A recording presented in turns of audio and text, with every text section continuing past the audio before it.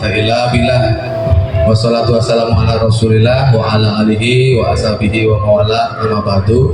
Yang saya hormati Bapak Ibu Guru SD Negeri Banjaragung 1, terima kasih atas kesediaan waktunya untuk meluangkan waktu saya, yaitu acara diseminasi budaya positif modul 1.4 untuk tugas CGP Angkatan 10. Ya, Bapak Ibu, sebelum kita melaksanakan diseminasi ini, saya mohon Bapak Ibu hadir seutuhnya di ruangan ini. Sebelum saya memulai acara ini, saya mempunyai pantun untuk panjenengan semua. Tolong nanti dijawab cakep ya, seperti itu ya. Yang keras suaranya. Jalan-jalan ke Amerika, jangan lupa mampir ke Italia. Mari Bapak Ibu Guru belajar bersama demi masa depan pendidikan Indonesia. Satu lagi pantunnya. Malam-malam makan semangka, melihat cicak melepaskan tubuh. Kurikulum Merdeka Harapan Bangsa untuk membentuk generasi yang tangguh. Tepuk tangan untuk kita semua.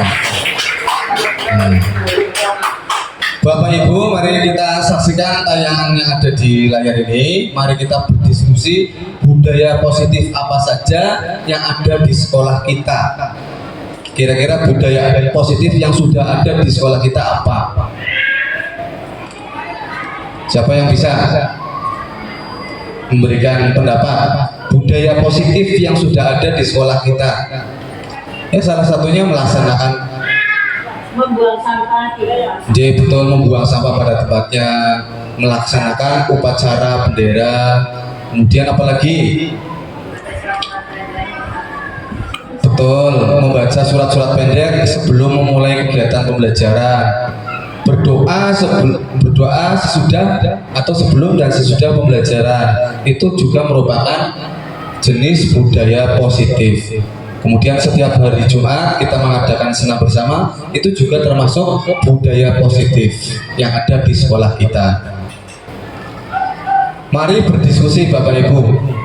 Pertanyaan yang pertama, apakah hukuman dapat mendisiplinkan anak? Jadi kalau ada anak yang melanggar, kemudian biasanya kan kita memberikan hukuman, bisa push up atau lari atau disuruh menulis 100 kata. Apakah hukuman itu dapat mendisiplinkan anak? Siapa yang mempunyai pendapat? Pak Wasan punya pendapat? Ada nggak yang bisa berpendapat? Pak Saputin? Bisa. Sudah lama. Iya. Siapa lagi yang bisa mempunyai pendapat? Betul sekali jawaban dari Pak Saprudin, bisa, namun tidak lama. Nanti kita akan pelajari. Kemudian yang kedua, pemberian hukuman dengan hal positif seperti membaca atau membersihkan halaman sekolah dapat meningkatkan disiplin anak. Dapat apa tidak kira-kira? Pemberian hukuman seperti membaca atau membersihkan halaman sekolah dapat meningkatkan disiplin anak. Bisa apa tidak? Bisa ya? Bisa. Kemudian yang ketiga, memberi penghargaan dapat meningkatkan motivasi belajar anak. Bisa? Ini modul ini ternyata penting sekali. Saya baru mendapatkan ilmu ini di CGP. Nanti kita belajar bersama-sama biar panjenengan semua bisa. Konsep utama modul budaya positif yaitu paradigma baru, kemudian disiplin positif, motivasi perilaku manusia, kebutuhan dasar manusia, keyakinan kelas, posisi kontrol, restitusi segitiga atau segitiga restitusi. Pembelajaran dengan paradigma baru.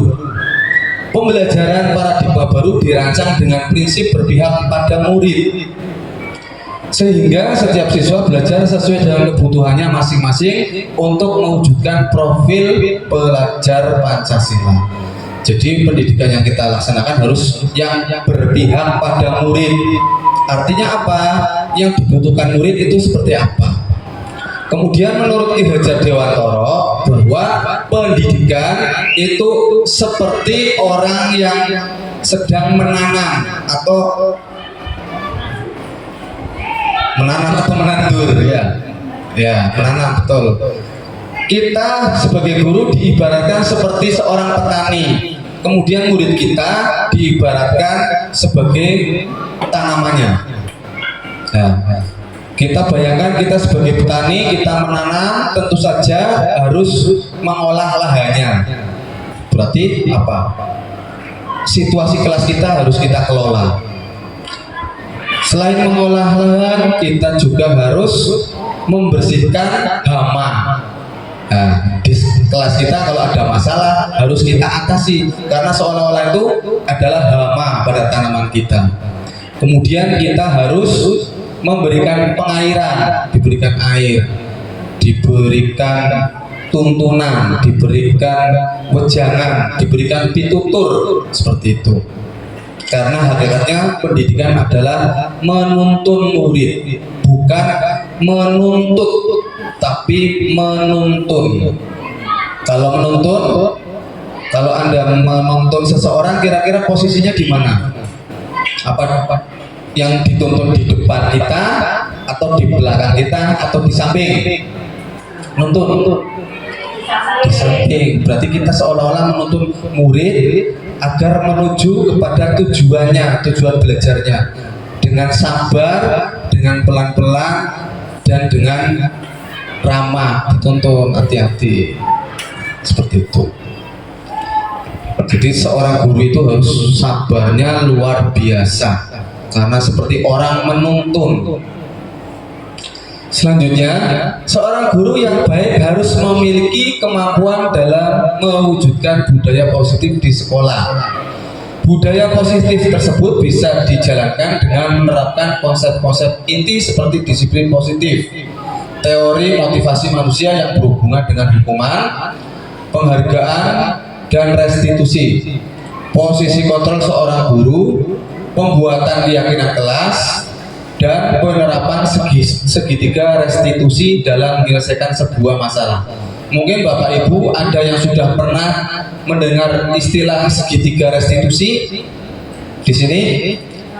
Baru ya? Saya juga baru mendengar ketika ikut CGP. Ini nanti kita gunakan untuk menyelesaikan masalah yang ada di kelas atau di sekolah kita. Disiplin positif.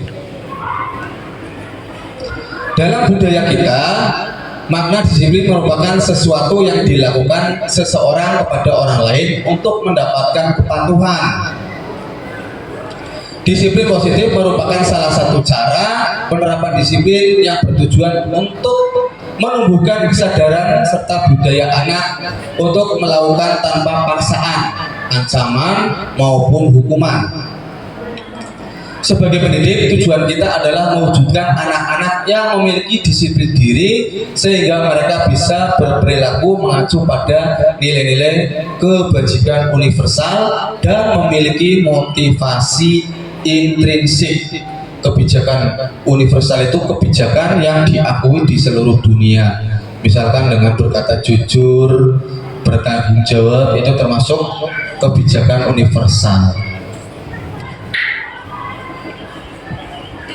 Nilai-nilai kebajikan. Nilai-nilai kebajikan adalah sifat-sifat positif manusia yang merupakan tujuan mulia yang ingin dicapai setiap individu. Nilai-nilai tersebut bersifat universal dan lintas bangsa, suku bangsa, agama maupun latar belakang. Setiap perilaku atau perbuatan memiliki suatu tujuan.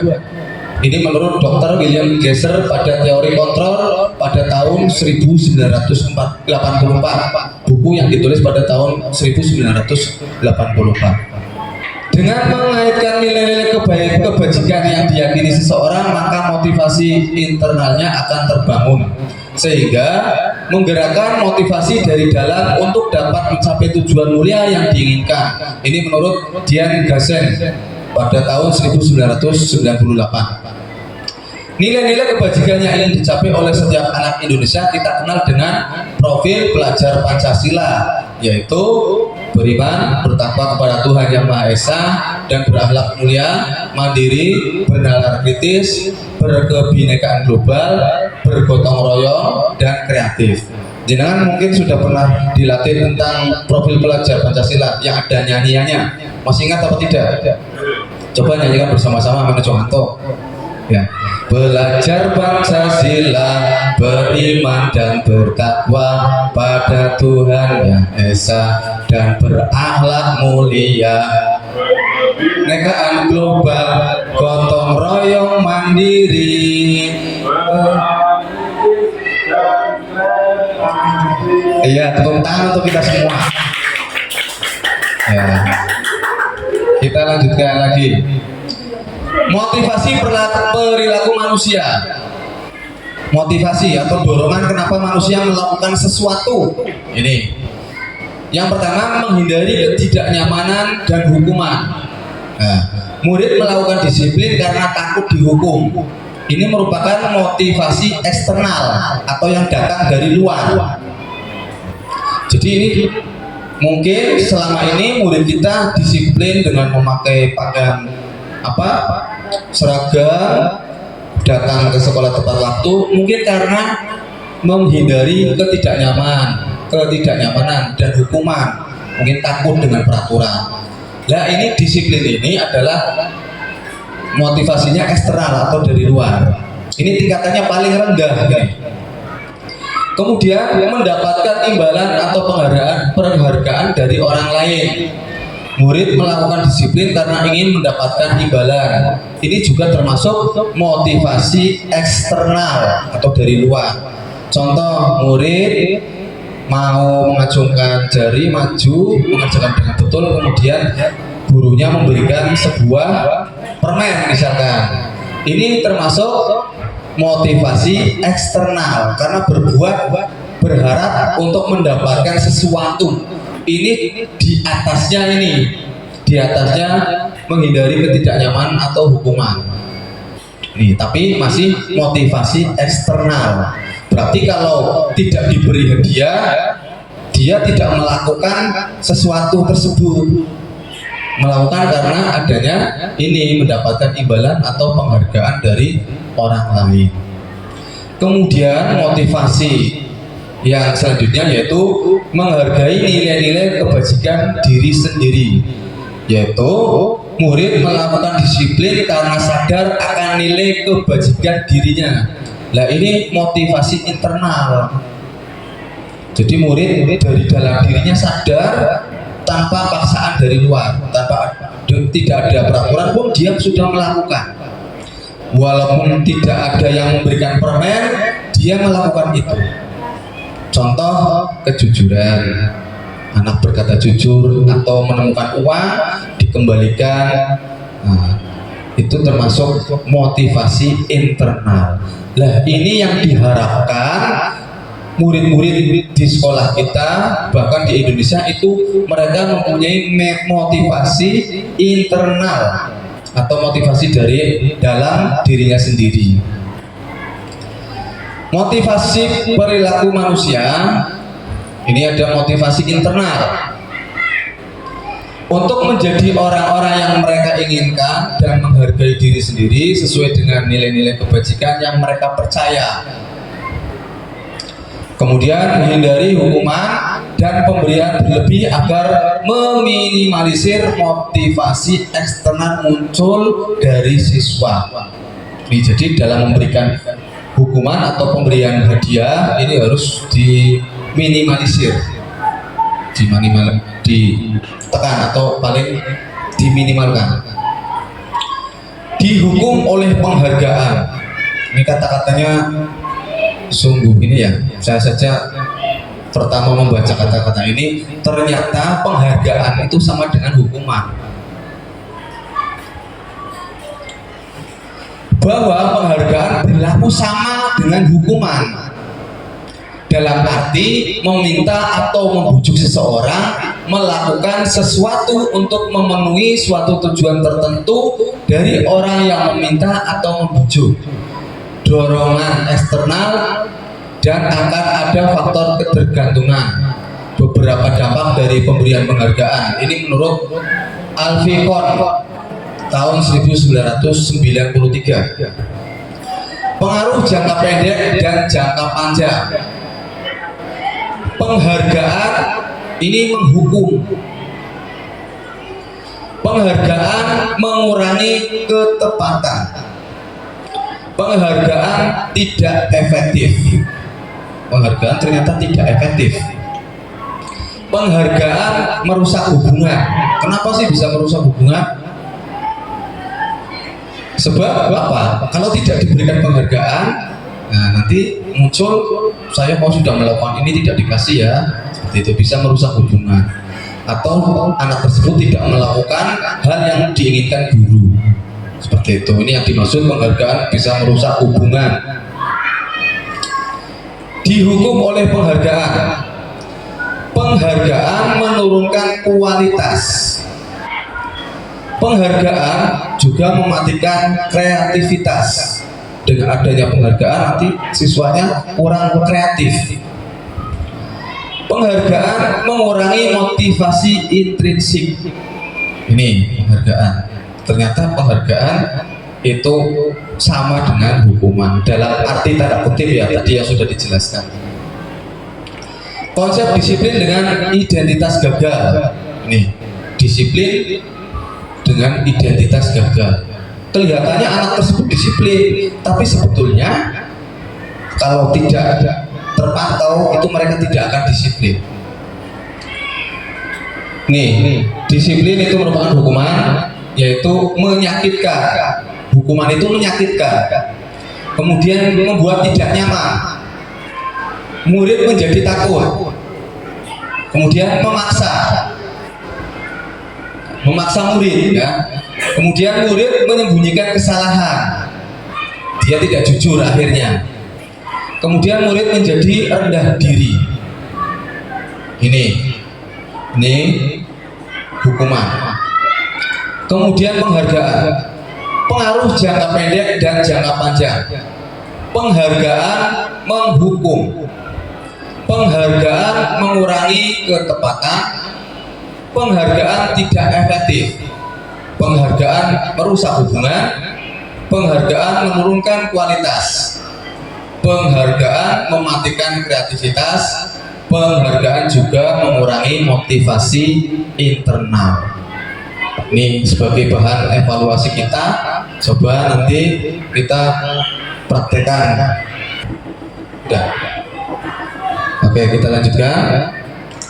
Konsep disiplin dengan identitas sukses, yaitu ini menurut konsekuensi ya, konsekuensi penguatan jangka pendek. Kemudian perlu monitoring berkelanjutan. Kemudian stimulus respon, murid menghormati peraturan. Kemudian kehilangan waktu untuk merenungi kesalahan. Kemudian konsep disiplin dengan restitusi, ini murid bertanggung jawab atas perilakunya. Fokus pada pemecahan masalah jangka panjang. Murid memegang kontrol atas dirinya sendiri. Murid bersemangat memperbaiki kesalahan. Nanti yang akan kita terapkan di sekolah kita dengan cara restitusi. Nanti ada contohnya di sini. Coba kita berdiskusi Bapak Ibu ya. Mencatat 100 kali di dalam buku. Kalimatnya saya tidak akan terlambat lagi karena terlambat ke sekolah. Ini termasuk hukuman atau konsekuensi? Ayo, jawab saja, salah nggak apa-apa. Murid mencatat saya tidak akan terlambat lagi sampai 100 kali. Ini termasuk hukuman atau konsekuensi? Hukuman. Ya. Kemudian yang kedua, lari mengelilingi lapangan basket 2 kali karena terlambat hadir di sekolah, termasuk hukuman atau konsekuensi? Hukuman. Kemudian murid diminta untuk push up 15 kali karena tidak menggunakan masker ke sekolah. Termasuk apa? Hukuman. Kemudian menggantikan kertas tugas teman yang telah dicoret-coret.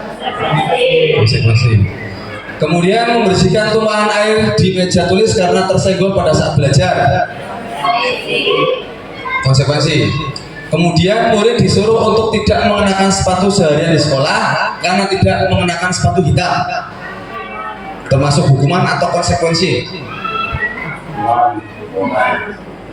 Kemudian lari mengelilingi lapangan basket 2 kali karena terlambat 10 menit untuk pelajaran PJOK. Hukuman atau konsekuensi? Ayo. Hukuman. Pak Isa, hukuman atau konsekuensi? Konsekuensi. Oke, kita cocokkan jawaban Bapak Ibu tadi ya. Mencatat 100 kali, ini termasuk hukuman. Lari mengelilingi lapangan karena terlambat, hukuman. Murid diminta untuk push up karena tidak menggunakan masker, hukuman. Menggantikan kertas tugas teman yang telah dicoret-coret, konsekuensi. Membersihkan tumpahan air di meja tulis karena tersenggol pada saat belajar, konsekuensi. Kemudian murid disuruh untuk tidak mengenakan sepatu seharian, ini termasuk hukuman. Lari mengelilingi lapangan basket 2 kali karena terlambat 10 menit untuk pelajaran PJOK, ini termasuk konsekuensi. Sekarang Bapak Ibu bisa membedakan antara konsekuensi dengan hukuman? Bisa? Oke, kita lanjutkan. Bentuk program kebajikan atau apresiasi. Dalam memberikan apresiasi atau pengakuan perlu diingat beberapa hal. Yang pertama, beri pengakuan secara khusus. Kemudian, beri pengakuan secara pribadi. Kemudian, beri pengakuan kepada semua murid secara bergantian. Kemudian, beri pengakuan secara konsisten dan fokus pada prosesnya. Contoh pengakuan atau apresiasi kebajikan. Misalnya, ini kemarin saya perhatikan, nah, ini situasinya pada saat menolong murid baru di kelas kita. Nah, ini guru mengucapkan, kemarin saya perhatikan kamu menolong si A, seperti itu. Kemudian nilai kebajikannya, rasa empatimu besar sekali. Berarti mengucapkan pada murid, kemarin Bapak perhatikan kamu menolong siswa yang terjatuh, siswa baru yang terjatuh. Kamu memang empati kamu sangat besar sekali, Pak Guru acungi jempol, bagus, seperti itu. Kemudian situasi yang kedua, saya menghargai, ini kalimat pembukanya.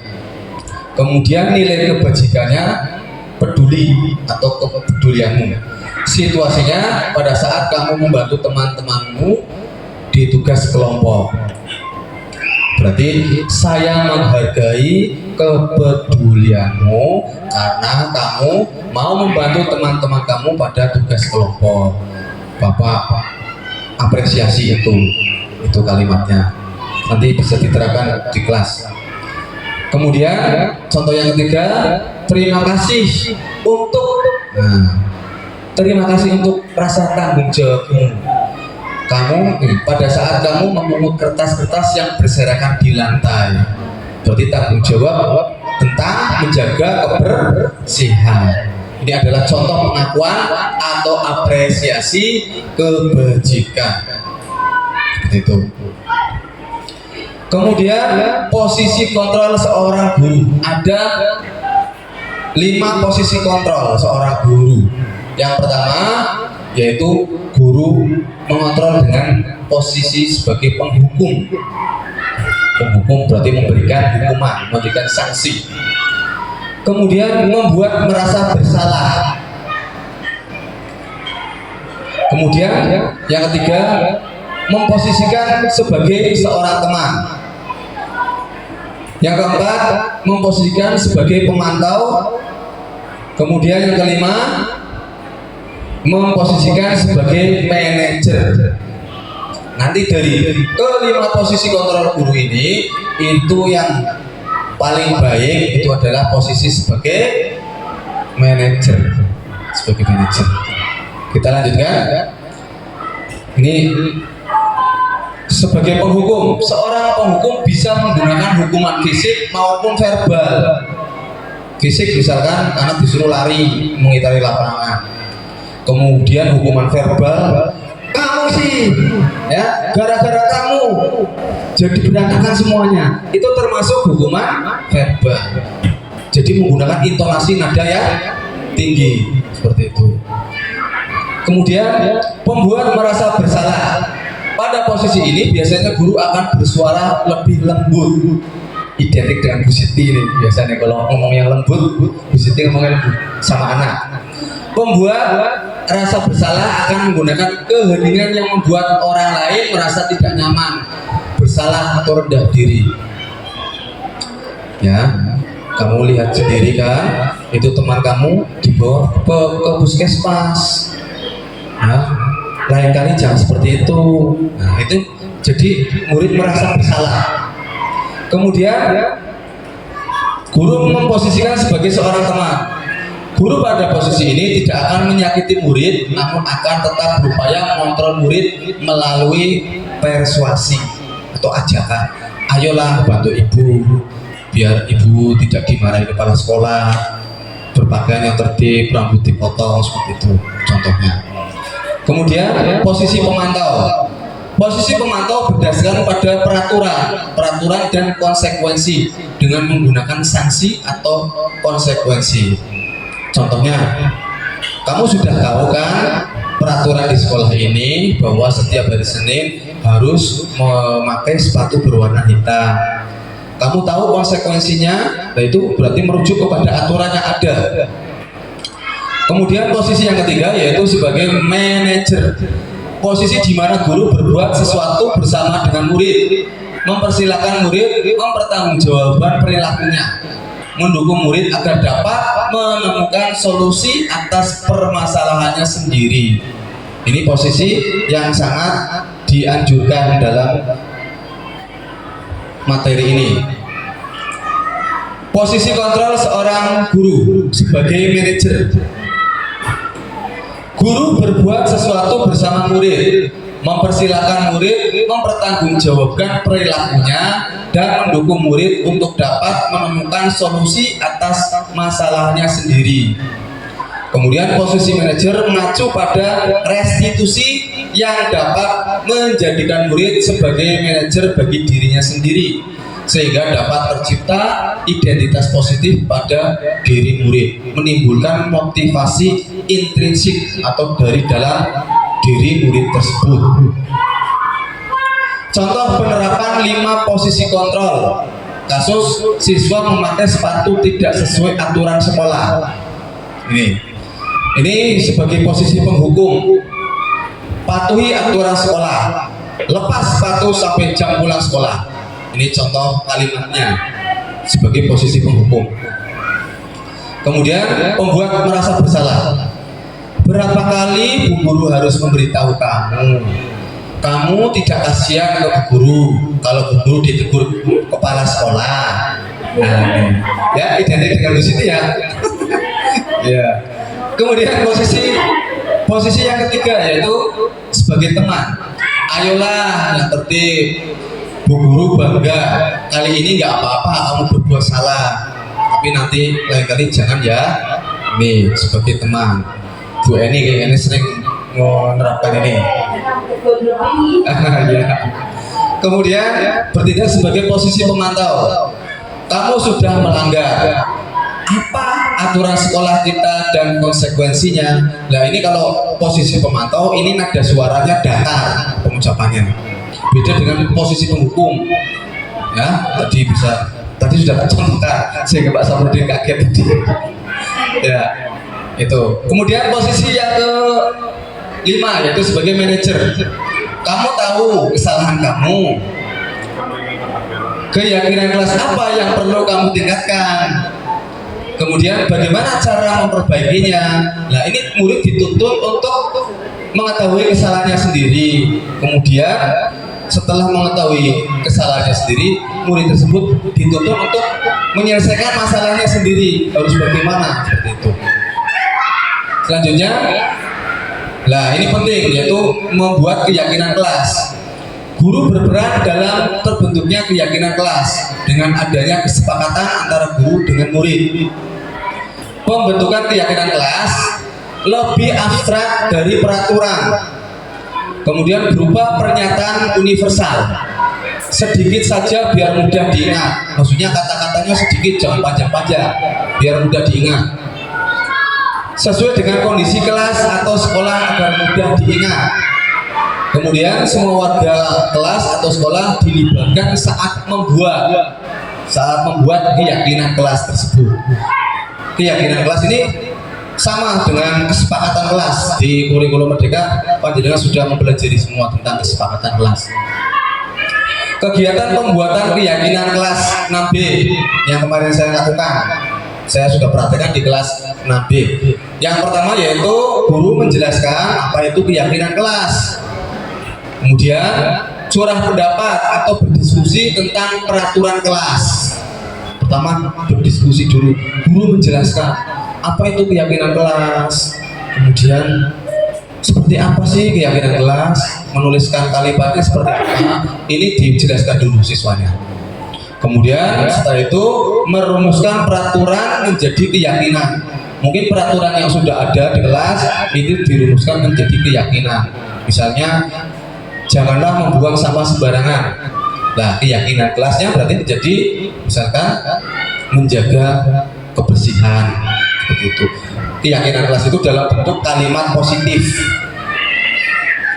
Kemudian setelah itu menempelkan keyakinan kelas, ditempel di papan tulis atau kertas di kelas, ditempel di situ agar mudah diingat. Sekarang kita akan membahas tentang 5 dasar kebutuhan manusia. Ini juga berkaitan dengan tingkah laku seorang manusia tersebut. Ini kebutuhan dasar manusia yang pertama adalah bertahan hidup. Seorang manusia akan melakukan sesuatu agar mempertahankan hidupnya. Contohnya, anak dipukul, nah, otomatis rata-rata akan merespon dengan memukul kembali balik untuk bertahan hidup. Kemudian kasih sayang dan rasa diterima.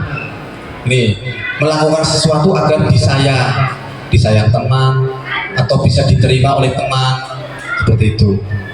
Kemudian selanjutnya adalah kesenangan. Jadi manusia melakukan sesuatu karena dia membutuhkan kesenangan.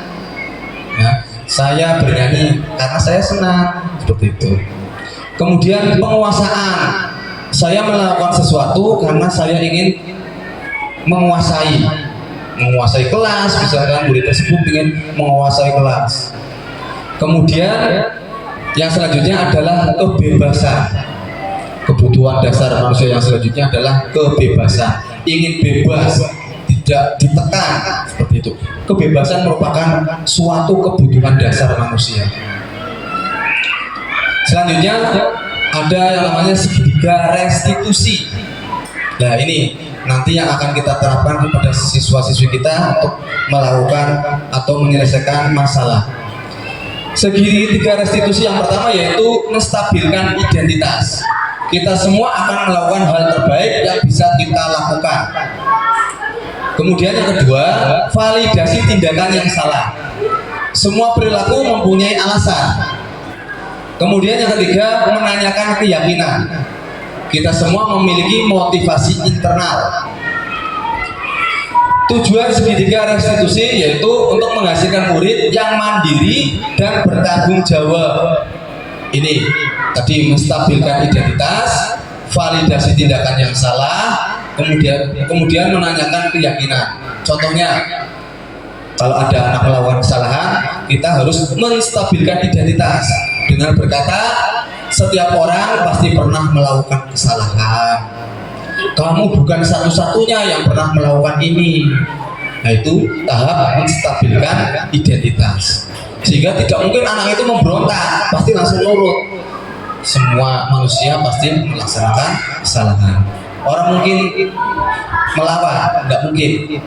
Kalau kita sudah mengucapkan ini menurut teori segitiga restitusi.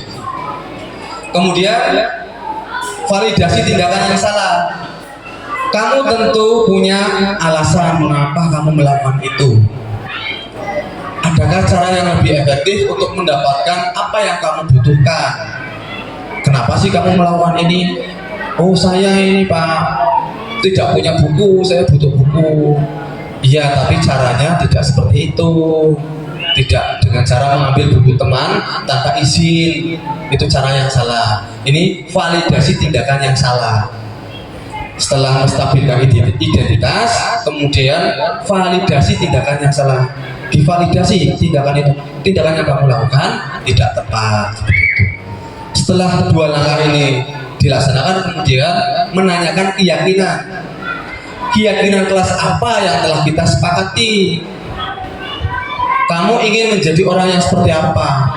Contohnya keyakinan kelasnya misalkan saling menghargai, saling menghormati. Ini berarti kita harus saling menghargai, tidak boleh mengambil barang milik teman seenaknya tanpa izin, harus menghormati, harus menghargai. Itu. Ini ada contoh kasus seorang anak yang mengambil buku milik temannya tanpa izin. Kasus 1, guru. Ini nama muridnya Raffi. Muridnya Raffi. Tak bacakan. Selamat pagi Raffi, bagaimana kabarmu?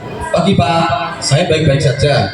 Bagus sekali Raffi, saya ingin berbicara tentang kejadian kemarin di kelas. Saya mendengar kamu mengambil buku miliknya tanpa izin. Bisa kamu ceritakan apa yang sebenarnya terjadi? Ya Pak, saya mengambil buku miliknya karena saya tidak membawa buku sendiri. Berarti dia kan butuh buku, si Raffi itu. Kemudian saya mengerti Raffi, kamu butuh buku dan kebetulan tidak membawanya, tapi mengambil buku tanpa izin bukanlah tindakan yang benar. Nah, ini validasi yang tadi, validasi kesalahan. Kemudian Raffi dia pasti merasa kesal dan mungkin merasa tidak dihargai Pak. Nah, ini betul sekali. Jadi kita punya dua masalah di sini. Itu kamu merasa butuh buku dan dia merasa tidak dihargai karena bukunya diambil tanpa izin. Sekarang coba pikirkan apakah tindakan yang kamu lakukan sesuai dengan keyakinan kelas kita. Ini berarti menanyakan keyakinan. Ini Raffi menjawab, tidak Pak. Nah, ini dilanjutkan sampai tahapannya selesai dan ini saya berikan contoh videonya. Mari kita simak bersama. Selamat pagi Raffi, bagaimana kabarmu? Bagus sekali, Mas Raffi. Saya ingin berbicara tentang kejadian kemarin di kelas. Saya mendengar kamu mengambil buku miliknya tanpa izin. Bisakah kamu ceritakan apa yang sebenarnya terjadi?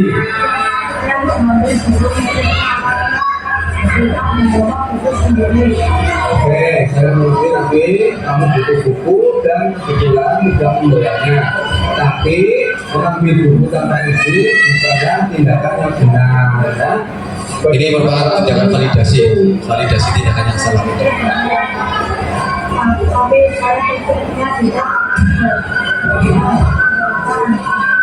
Oke, saya menghargai kejujuran kamu.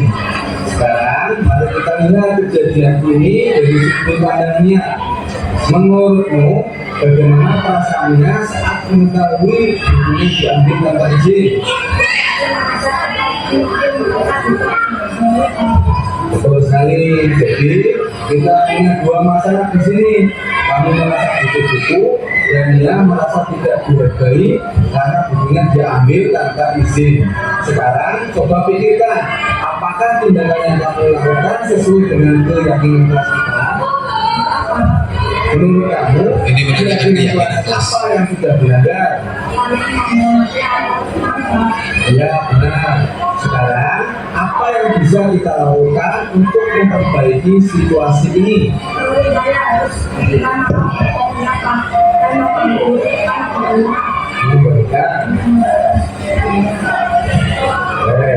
Itu ide yang bagus. Meminta maaf dan memberikan dukungan adalah langkah pertama yang baik. Tapi selain itu, bagaimana kamu bisa memastikan hal ini tidak terjadi lagi di masa depan? Saya harus selalu membawa sendiri karena pertama Itu adalah rencana yang sangat baik, tapi memastikan untuk membawa peralatan sendiri dan selalu meminta izin sebelum membuat sesuatu bisa menghindari banyak masalah. Jadi, apa yang akan kamu lakukan padanya nanti?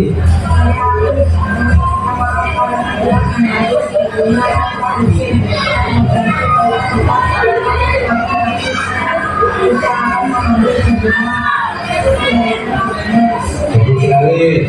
Saya yakin ini akan menghargai permintaan maafmu. Saya bangga melihat kamu berusaha memperbaiki keadaan dan belajar dari pengalaman ini. Terima kasih sudah mau berbicara dengan saya hari ini.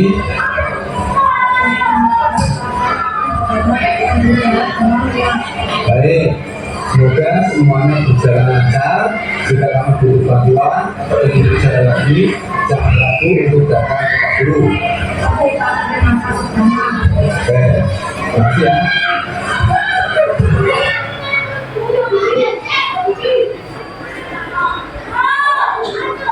Ini Bapak Ibu tadi sudah ditayangkan contoh penanganan kasus pertama itu tadi ya.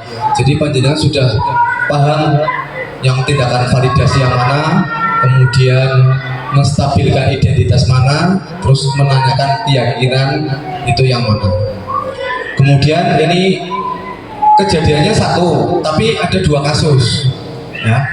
Yang satunya berarti ini Nia, karena Nia bukunya diambil tanpa izin, akhirnya Nia marah, kemudian mendorong Raffi, akhirnya terjadi keributan di kelas atau perkelahian begitu.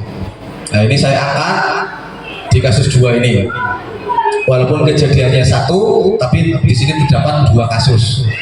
Yang pertama mengambil buku tanpa izin, kemudian yang kedua keributan di kelas. Ini guru, selamat pagi nih ya, bagaimana kabarmu?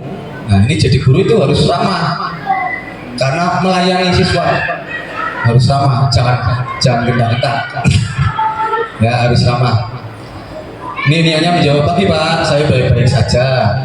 Alhamdulillah nih ya, saya ingin berbicara tentang kejadian kemarin di kelas.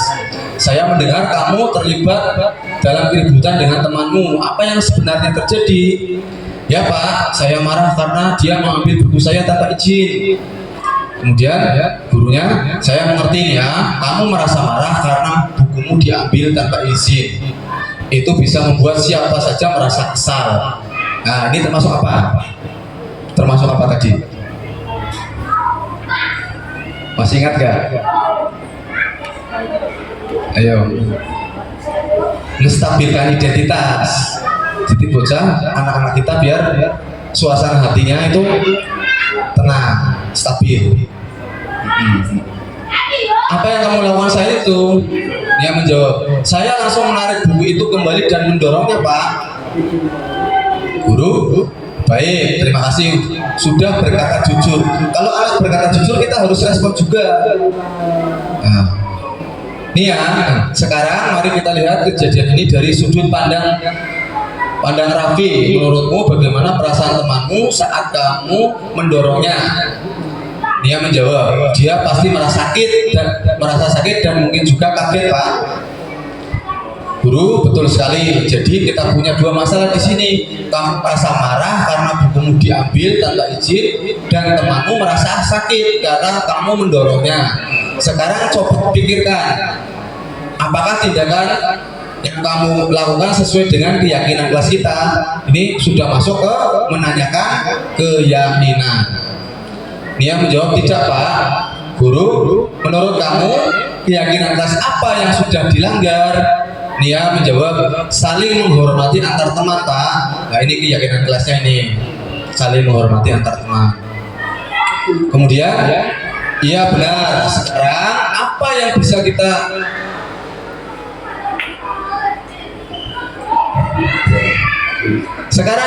bisa kita lakukan untuk memperbaiki situasi ini? mungkin saya harus minta maaf padanya Pak. Kemudian guru, itu ide yang bagusnya. Meminta maaf adalah langkah pertama yang baik. Tapi selain itu, bagaimana kamu bisa memastikan hal ini tidak terjadi lagi di masa depan? Jadi kejadian itu sudah berlangsung ya sudah. Yang penting nanti kalau terjadi lagi, jangan sampai seperti ini. Gitu. Ini nih ya menjawab. Mungkin saya harus lebih sabar dan mencoba berbicara dulu sebelum marah Pak. Guru, itu adalah rencana yang sangat baiknya. Komunikasi yang baik bisa membantu menghindari banyak masalah. Jadi apa yang akan kamu katakan kepada temanmu nanti? Dia menjawab, saya akan meminta maaf karena sudah mendorongnya dan menjelaskan bahwa saya marah karena buku saya diambil tanpa izin. Saya juga akan berjanji untuk berbicara dulu sebelum bertindak lain kali. Guru, bagus sekali nih ya. Saya yakin temanmu akan menghargai permintaan maafmu. Saya bangga melihat kamu berusaha memperbaiki keadaan dan belajar dari pengalaman ini.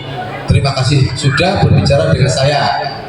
Dia menjawab, terima kasih Pak, saya akan segera berbicara dengannya. Guru baik, semoga semuanya berjalan lancar. Jika kamu butuh bantuan atau ingin bicara lagi, jangan ragu untuk datang ke saya ya. Dia menjawab, pasti Pak, terima kasih banyak. Kira-kira kalau kita melaksanakan suatu masalah dengan cara seperti ini, akan berakhir dengan apa? Akan berakhir dengan indah. Insya Allah, mudah-mudahan.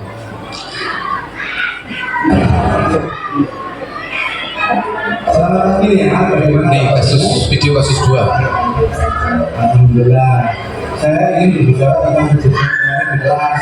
Saya melihat kamu terlibat dalam keributan dengan temanmu. Apa yang sebenarnya terjadi? Dia kelas saya Saya Ini tahap kestabilan identitas. Menanyakan masalahnya. kamu diambil tanpa izin. Itu bisa membuat siapa saja merasa kesal. Membuat siapa saja merasa kesal. Baik, terima kasih sudah berkata jujurnya. Sekarang mari kita lihat kejadian ini dari sudut pandang lain. Menurutmu, bagaimana perasaanmu saat kamu mendorongnya?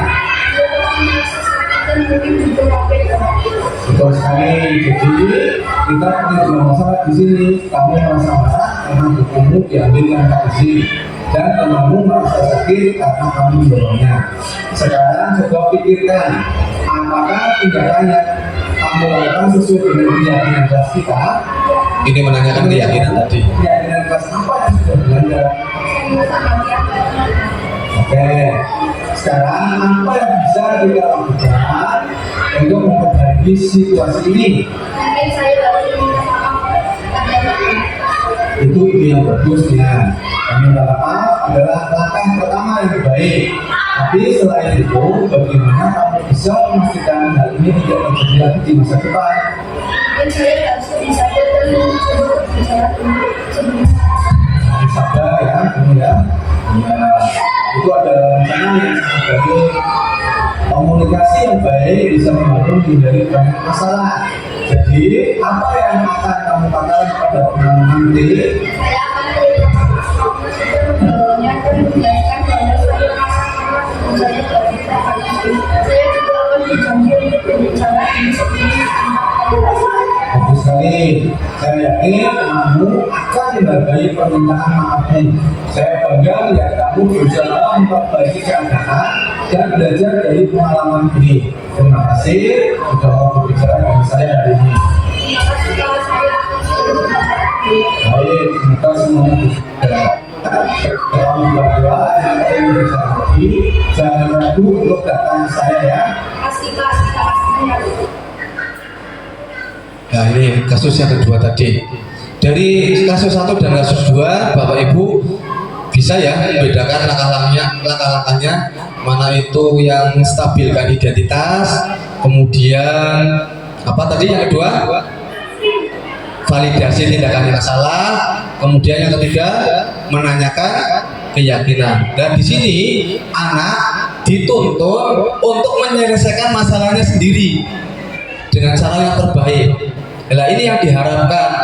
timbul dari keinginannya sendiri untuk menyelesaikan masalahnya. Seperti itu. Motivasi intrinsik. Dengan seperti ini berarti guru sudah bertindak di posisi sebagai manajer. Posisi kontrolnya sudah sebagai posisi manajer. Ini yang diharapkan di dunia pendidikan kita. Mudah-mudahan di sekolah kita SD Banjarnegara 1, saya terutama dan Bapak Ibu guru semuanya bisa menerapkan segitiga restitusi dalam menangani kasus yang ada di sekolah kita, sehingga sekolah kita akan menjadi sekolah yang melayani murid atau kebutuhan peserta didik kita bisa terpenuhi sesuai dengan tujuan pendidikan kita, yaitu pendidikan yang menuntut. Nih, setelah membuat keyakinan kelas diakhiri dengan foto bersama, nggak apa-apa. Alhamdulillah, terima kasih. Mudah-mudahan apa yang sudah dipaparkan oleh Bapak Liono ada manfaatnya dan kita upayakan untuk bisa dipraktekkan sehingga anak didik atau kita dari murid yang mengamanatkan putra-putrinya di sekolah kita bisa terlayani dengan baik, tidak ada gejolak, tidak ada masalah, sehingga tetap terjaga kondusivitas dan pembelajaran akan semakin baik dan teman-teman juga merasa nyaman, merasa tenang melakukan aktivitas pembelajaran dengan baik. Demikian yang dapat kami sampaikan, dan selanjutnya barangkali ada teman-teman yang bisa memberi istilahnya iya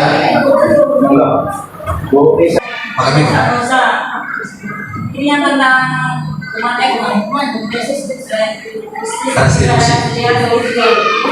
kalau misalnya efektifnya untuk melakukan hal itu gimana? Misalkan kan kejadiannya jelas, terus apa langsung diutarakan, biar yang lain juga mendengar apa tertentu. Soalnya kan kalau misalkan kayak kelas 1, 2 kan repot kalau misalnya itu kan.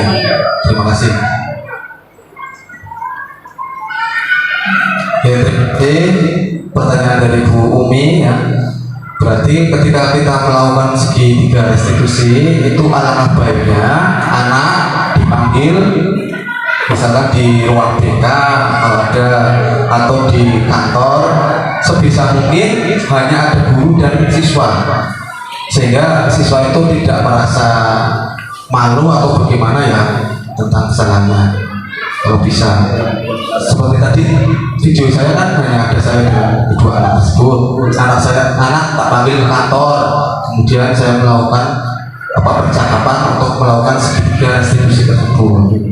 Jadi misalkan terjadi di kelas, berarti nanti dipanggil anak tersebut, dipanggil, Mas, ayo ikut Pak Guru ke kantor, kita bicara di sana, gitu. Nanti baru di situ. Saya juga baru tahu Bu, ada segitiga restitusi baru ikut CGP ini. Jadi menurut saya ya bermanfaat lah untuk mendidik. Iya, betul Bu. Kita ya sering melakukan kayak gitu, cuma nggak tahu namanya. Iya, betul sekali. Mungkin secara tidak sengaja kita pernah melakukan itu. Tapi kan dari ketiga tahapan itu mungkin tidak semuanya terlewati ya, dilampaui ya. Mungkin hanya menstabilkan identitas. Udah nggak apa-apa. Ya, yang penting nanti jangan diulangi lagi. Itu mungkin seperti itu. Tapi kan kita belum tahu, oh ternyata tahapannya itu ada 3. Ada lagi? Ada lagi? Ayo. Bayu. Kira-kira yang saya paparan ini kira-kira bisa diambil intinya apa enggak? Kira-kira bisa ya? Intinya berarti itulah untuk menangani sebuah kasus menggunakan segitiga restitusi, jangan menggunakan hukuman. Nah ini untuk pembelajaran saya dan panjenengan semua. Iya semua kasus. Contohnya apa? Contohnya misalnya contoh kasus saya. Ya, sering sebelum.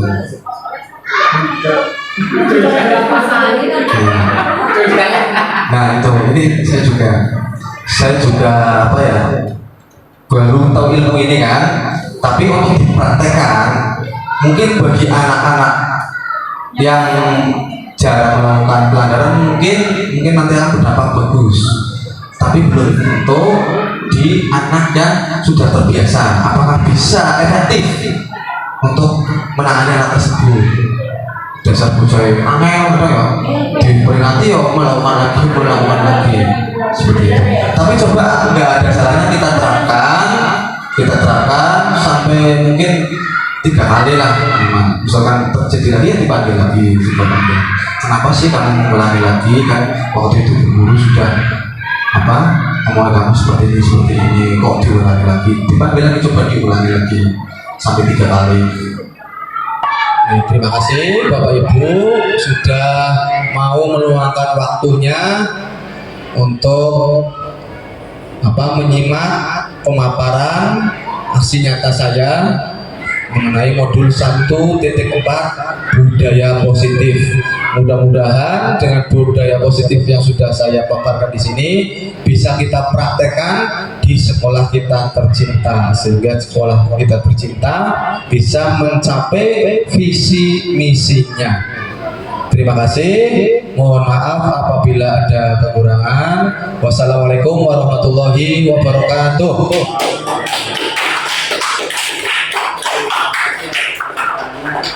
Matur nuwun, Pak.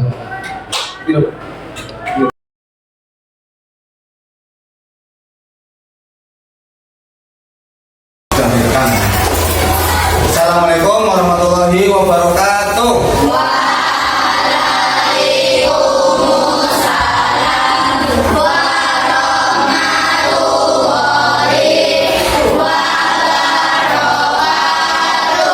Bagaimana kabar semuanya? Alhamdulillah baik, sehat, luar biasa, Allah Akbar. Kelas 6B. Serius, santai, ceria, berprestasi, berakhlak, yes. Ya, anak-anak, perhatikan hari ini kita akan membuat suatu keyakinan kelas. Kalian tahu keyakinan kelas? Keyakinan kelas itu semacam kesepakatan kelas. Biasanya itu ada yang namanya kata tertib. Nah itu mirip-mirip seperti itu. Namun keyakinan kelas ini dibuat menggunakan kalimat positif. Contoh ya, kalau kalimat negatif itu jangan buang sampah sembarangan. Nah kalimat positifnya apa? Membuang sampah di tempatnya. Paham nggak? Contoh lagi, jangan datang terlambat. Berarti kalimatnya apa? Kalimat positifnya datang tepat waktu atau disiplin.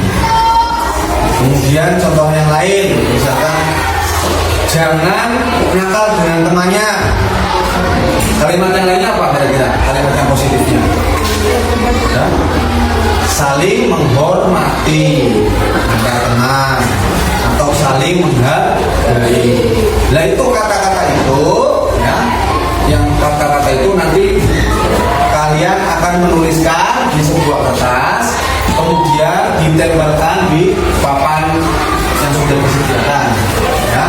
Kemudian nanti itu akan menjadi keyakinan kelas kita, kelas 6B. Paham apa tidak? Berarti apa yang akan kalian tuliskan itu adalah apa? itu adalah keinginan kalian agar kelas ini menjadi nyaman, kelas ini menjadi disiplin yang positif seperti itu. Paham atau tidak? Kalau paham, sekarang Bapak kasih masing-masing anak satu kertas. Nanti kalian tuliskan keyakinan kelas kalian.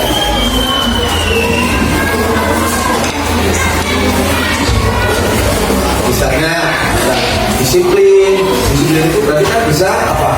Datang tepat waktu. Kalau menghormati orang lain atau menghormati teman, contohnya berarti itu tadi tidak nakal, ya, tidak menjadi teman.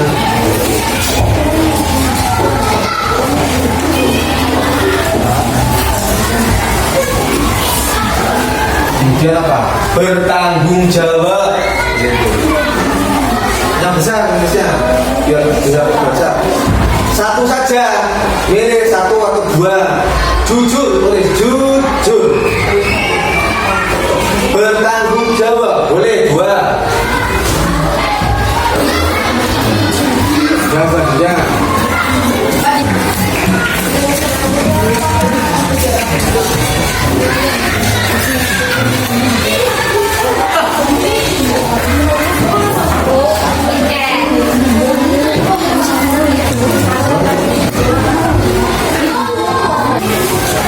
Dua-dua nggak apa-apa, dua-dua sampingnya.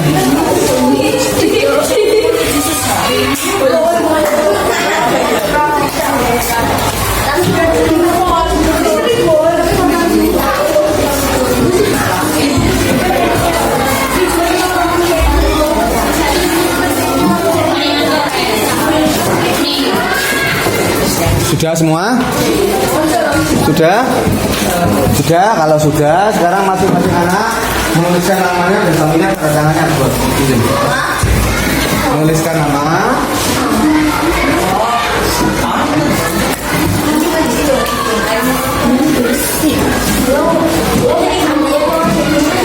Ininya.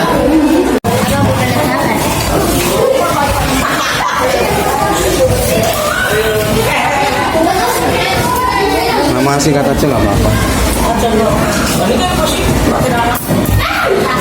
Iya sampingnya, ayo. Belum cuy, ke sini.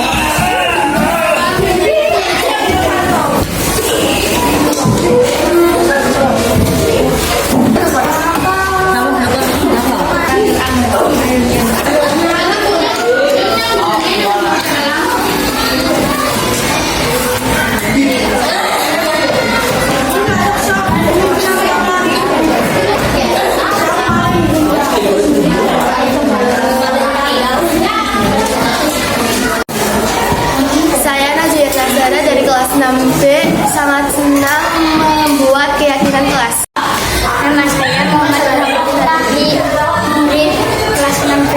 Kenalkan, saya Nur Latifah. Saya sangat senang sekali setelah membuat keyakinan kelas. Kan? Tadi kalian sudah bersama-sama membuat keyakinan kelas. Nah, keyakinan kelas ini adalah suatu kesepakatan kalian yang melaksanakan keyakinan apa yang sudah kalian tulis keyakinan kelas. Ya, oke, siap melaksanakan keyakinan kelas yang kalian buat? Siap? Ya. Terima kasih telah membuat keyakinan kelas lebih bersama-sama. Wassalamualaikum warahmatullahi wabarakatuh.